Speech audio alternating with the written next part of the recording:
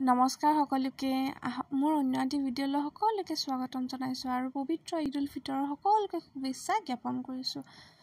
আশা কৰোঁ সকলোৰে পবিত্ৰ ঈদ উল ফিতৰ ভালে ভালে যাওক। ঈদৰ বজাৰ চাগে সকলোৰে হৈ গ'ল, আমাৰো হ'ল। আমিও গৈছিলোঁ ঈদৰ বজাৰ কৰিবলৈ।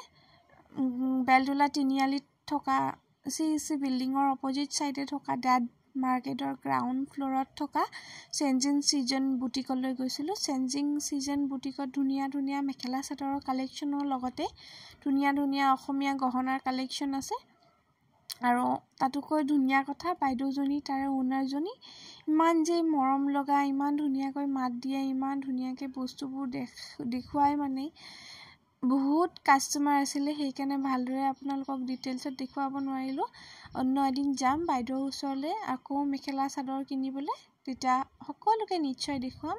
বাইদেউজনীয়ে এটি মৰমৰ উপহাৰ দিলে, ধুনীয়া এযোৰ কাণফুলি, আৰু আমি আমাৰ মেখেলা চাদৰ লৈ পেলাই বজাৰ লৈ পেলাই তাৰ পৰা উভতিলোঁ। আপোনালোকেও যাব পাৰে তালৈ, বিয়া সবাহ যিকোনো অনুষ্ঠানৰে কাপোৰ কিনিব পাৰে। ধুনীয়া ধুনীয়া মেখেলা চাদৰ আছে, ট্ৰেডিশ্যনেল আৰু